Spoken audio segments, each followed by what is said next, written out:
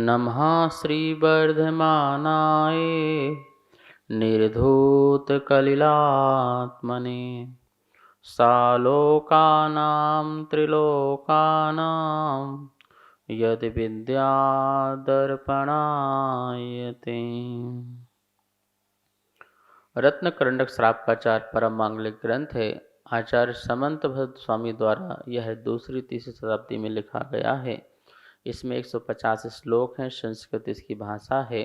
सम्यक दर्शन, सम्यक ज्ञान, सम्यक चारित्र्य और शल्लेखना समाधि श्रावक के 11 प्रतिमाओं का इसमें वर्णन है। हम देख रहे थे सम्यक दर्शन जो है किस प्रकार से होना चाहिए और सम्यक दृष्टि का स्वभाव कैसे होना चाहिए। सम्यक दृष्टि भय, आशा, स्नेह और लोभ के वशीभूत होकर के वो कुदेव, कुगुरु और कुशास्त्र को नमस्कार नहीं करता है। कल अपन ने भय और आशा देखा था। स्नेह और लोभ के वशीभूत होकर भी यह खोटे कार्य नहीं करता है। स्नेह मतलब होता है प्रेम।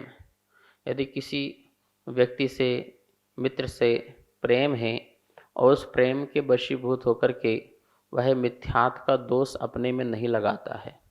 जैसे मान लो कि आपके पड़ोसी में कोई अन्य देवी देवताओं की चौकी लगवा रहा हो, जागरण करा रहा हो या अन्य मंदिर बना रहा हो, वो आपको बुलाता है, आमंत्रित करता है और उसमें सम्मिलित होने की बात करता है, आरती करने को कहता है, उनको नमस्कार करने को कहता है, उनका प्रसाद लेने को कहता है, आदि अनेक प्रकार की आपके सामने ये व्यवस्था आ सकती है।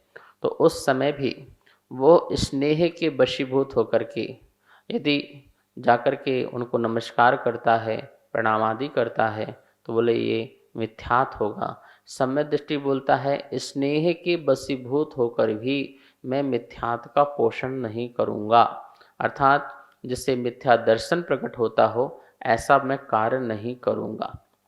स्नेह के वशीभूत तो आपके मित्र छूट जाएंगे, आपके लोग छूट जाएंगे, आपके पास आना जाना बंद कर देंगे। तो सम्यक दृष्टि कहता है मेरे से 3 लोग की संपदा भी छूट जाए, मुझे चक्रवर्ती का पद भी हो तो वो भी छूट जाए, लेकिन मेरा सम्यक दर्शन न छूटे, ऐसी भावना से वह सम्यक दृष्टि होता है। इसलिए उसे चक्रवर्ती की संपदा भी फीकी लगती है। बोले नरक जाना मंजूर है, लेकिन चक्रवर्ती की संपदा के साथ मिथ्यात्व सहित रहना मुझे मंजूर नहीं है, ऐसा वह भाव रखता है। तो जो ये सम्यक दृष्टि है, स्नेह के वशीभूत होकर भी किसी भी प्रकार का मिथ्यात्व का दोष नहीं लगाता है। आप लोग तो अपने प्रेम स्नेह के वशीभूत होकर के कहाँ कहाँ जाते हैं।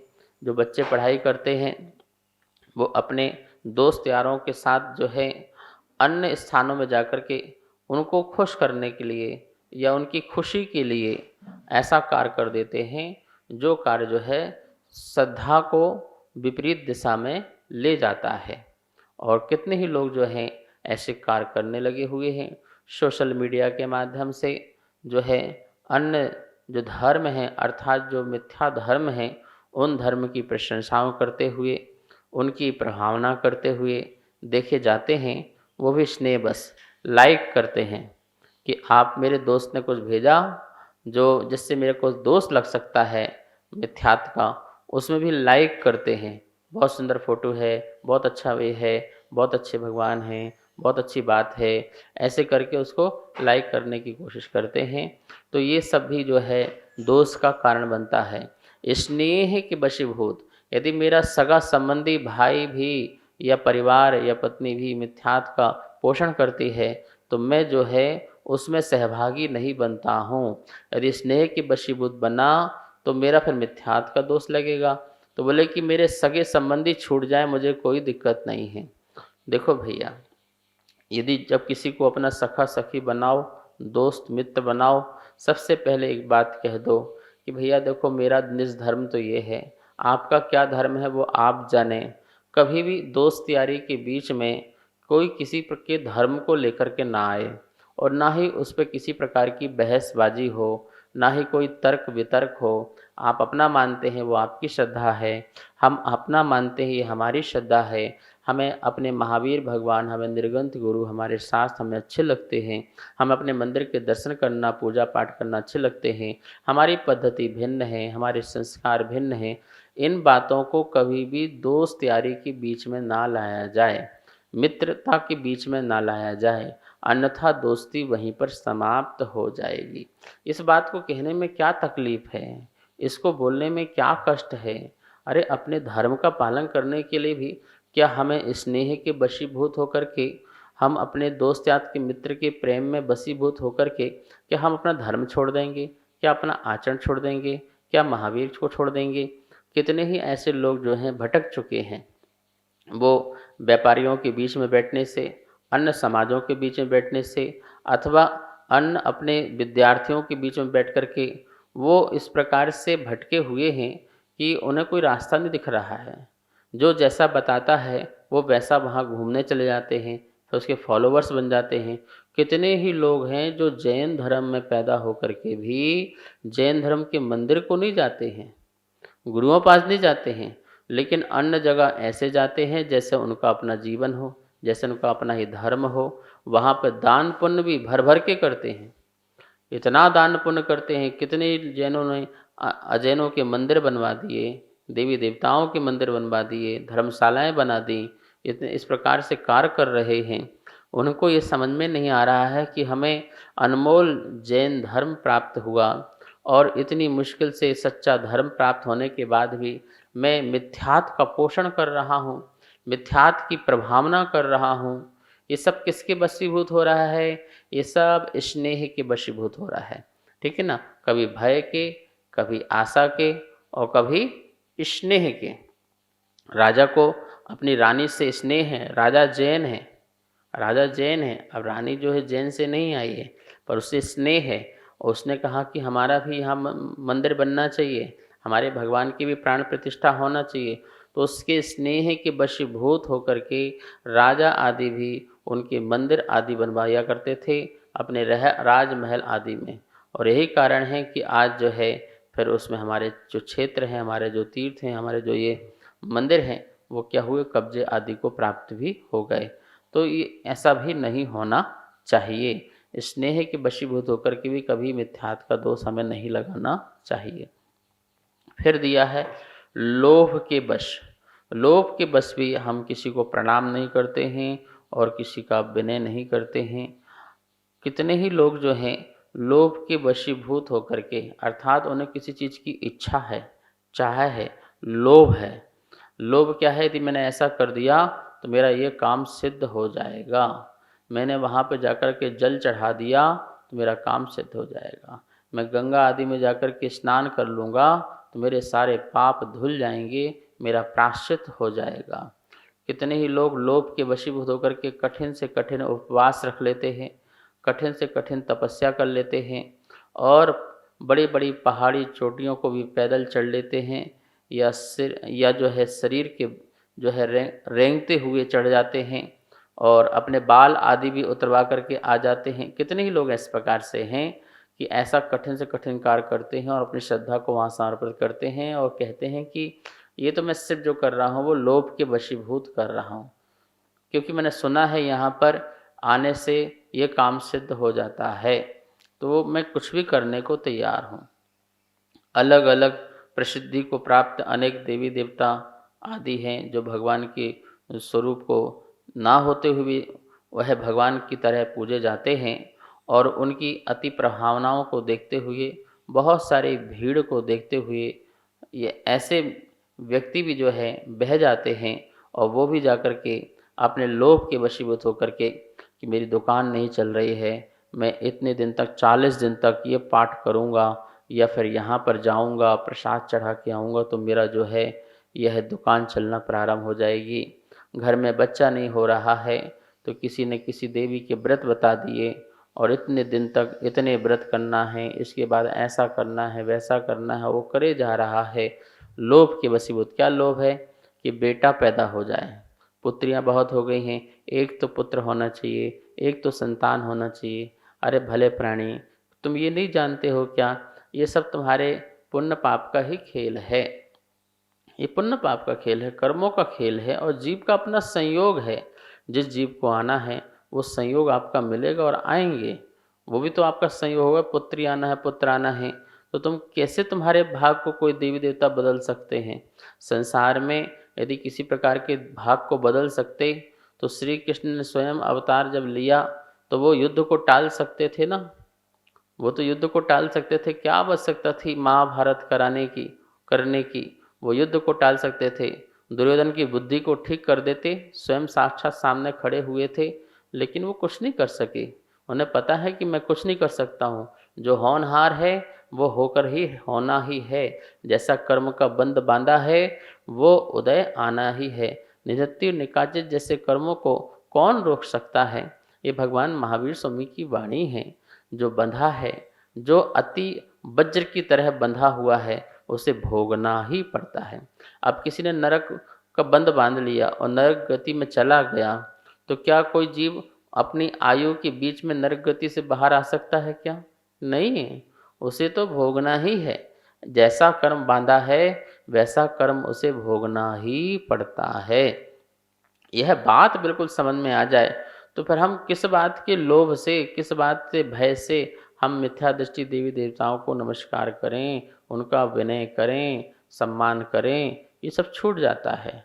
हम सच्चे पुरुषार्थी बने, सच्चे जो है हम कर्मठ जीव बने, हम अपने कार्य को अच्छे से कर सकें, हम किसी परमात्मा पर डिपेंड ना हो। हमें परमात्मा देगा इस भाव से नहीं, गुरु देगा इस भाव से नहीं। हम तो सच्चे देव शास्त्र गुरु को देख के प्रसन्नचित होते हैं और उनके गुणों से प्रेम करते हैं कि जैसे गुण इन्होंने धारण किए हैं यही गुण जो हैं हमारे अंदर आ जाएं, हमारे भीतर भी ये गुण की उत्पत्ति हो जाए, उसकी व्यक्ति हो जाए। ऐसी भावना हम भाते हैं। हम भगवान को देख के क्या भाते हैं? जैसे भगवान आप भीतरागी हैं वैसे ही मैं हो जाऊं।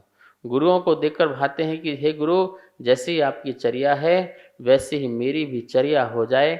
ऐसी भावना हम गुरु को देख के, शास्त्र को पढ़ करके कि एक एक अक्षर जो है हमारे आत्म कल्याण में कारण बन जाए, मेरी कसाय मंद हो जाए, मेरा मिथ्यात्व दूर हो जाए, पाप का विसर्जन हो जाए। ऐसी भावना से हम शास्त्र का जो है स्वाध्याय करते हैं, शास्त्र की विनय आदि करते हैं। तो आपने देखा कि हमें लोभ के वशीभूत भी होकर के, लोभ के कारण भी कभी कुदेव, कुगुरु और कुशास्त्र के चक्कर नहीं लगाना है।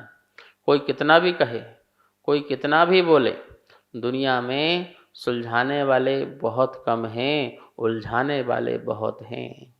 तुम्हें सही रास्ता बताने वाले बहुत कम हैं, पर गलत रास्ते में ले जाने वाले बहुत हैं। जो एक बार तुम्हें मिथ्यात्व में लगा दें तो समझना तुम्हें अनंत जो है जीवन बीत जाएंगे वहाँ से निकलने में, उस भाव से निकलने में। सुनो भैया, पाप करोगे तो उसको धोने का तो प्रायश्चित मिल जाएगा, लेकिन पाप का भी बाप जो मिथ्यात्व है उसको कैसे धोगे? एक बार गति बिगड़ी तो कितनी बिगड़ती बिगड़ती अनंत काल बीत जाएंगे। तो ये महापाप है। पंच पाप होते हैं ना, इन पंच पापों से भी महापाप कौन सा है? तो मिथ्यात्व को महापाप का है। ठीक है, जैसे लोभ को पाप का बाप कहा है, ऐसे ही उन पापों का बाप हिंसा, झूठ, चोरी, कुशील, परिग्रह, इसके प्रति जो आसक्ति, ये 5 पाप हैं। इन 5 पाप का बाप यदि है वो मिथ्यात्व है। मिथ्यात्व क्या? सही को सही नहीं समझना और गलत को गलत नहीं समझना, ये सबसे बड़ा पाप है। यदि तुम सही को गलत और गलत को सही समझ लिया तो कब तुम्हारे जीवन में सही रास्ता आएगा?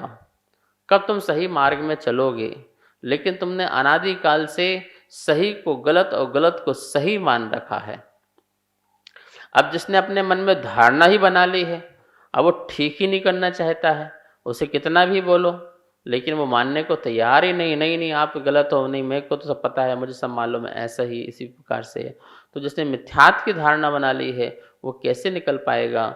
यहाँ सम्यक दृष्टि जीव जो है वो भय से भी, आशा से भी, स्नेह से भी और लोभ, इन चारों के वशीभूत होकर के कभी भी प्रणामम विनियम च न कुर्यो शुद्ध दृष्टया, जो शुद्ध दृष्टि है। शुद्ध दृष्टि यहाँ इसलिए बोला गया है क्योंकि अपन ने पीछे 25 प्रकार के दोष पढ़े हैं।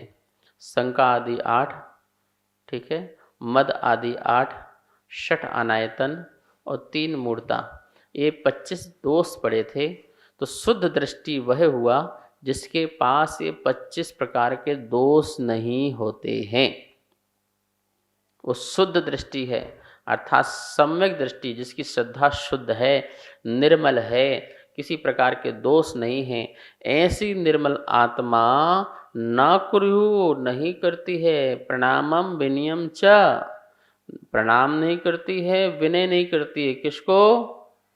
जो कुगुरु हैं, कुदेव हैं और कुशास्त्र हैं, जो गुरु के कहलाने के लायक नहीं, आडंबर से युक्त हैं, जो देव जो है गिरस्तपने से सहित हैं, और जो शास्त्र हिंसा के पोषक हों, असत्य के पोषक हों, ऐसे जो शास्त्र हैं, इनको भी जो है वह प्रणाम विनय नहीं करता है। कुछ बातें यहाँ समझ लें। किसी अन्य ग्रंथ को पढ़ने से, जैन धर्म के ग्रंथ छोड़ के अन्य धर्म को ग्रंथ पढ़ने से मिथ्यात्व का दोष नहीं लगता है, उसकी बात को श्रद्धा से स्वीकार करने में दोष लगता है, ठीक है ना। अन्य मंदिरों की सुंदरता की प्रशंसा करने में मिथ्यात्व का दोष नहीं लगता है, उससे में रहने वाले जो भी देवी देवता हैं उनकी प्रशंसा करने में, उनको सही मानने में जो है आपको दोष लगता है। इस बात का ध्यान रखना। जैसे कोई अन्य गुरु हैं, तो अन्य गुरु की जो बात है, उस बात को लेकर के मैं कुछ कहूँ तो मेरे संबंध दर्शन में दोष लगेगा, लेकिन संबंध दर्शन नष्ट नहीं होगा। लेकिन ये बात यथार्थ सही है, ये गुरु सही कह रहे हैं, ऐसी नहीं, इन्हीं के मार्ग में चलो, ऐसा कहूँगा तो नियम से क्या लगेगा? दोष लगेगा। और भी बातें हैं, जैसे मान लो आपको सांप ने काट लिया, बिच्छू ने काट लिया, तो आप मंत्र से झड़वाने जाते हैं, उतारने जाते हैं, तो झड़वाने उतारवाने में आपका मिथ्यात्व का दोष नहीं लगेगा। लेकिन आप ये कहो कि जो ये भगवान ने कर दिया, इनके देवी देवताओं ने मेरा मंत्र से मेरे को विष उतार दिया, तो इसमें आपको मिथ्यात्व का दोष लगेगा। आप जैसे औषधालय में जाते हो, औषधि खा करके स्वस्थ हो जाते हो, ऐसे ही आपने मंत्र से आपने जहर आदि उतरवा लिया, तो आपका ये उपचार है, ना कि मिथ्यात्व का दोष है। इस बात को भी ध्यान में हमें रखना है। ये कुछ बातें हैं, व्यवहारिक बातें हैं, इन बातों को लेके चलेंगे तो आपको कहीं किसी प्रकार का जो है विकल्प नहीं रहेगा। इस 30 नंबर के श्लोक के माध्यम से आचार्य समंत भट्ट स्वामी यही बताना चाह रहे हैं कि शुद्ध सम्यक दृष्टि जीव जो है, भय आशा स्नेह लोभ के वशीभूत होकर के भी कुदेव कुगुरु और कुशास्त्र को जो है कभी पूछता नहीं है, कभी प्रणाम नहीं करता, कभी विनय नहीं करता है।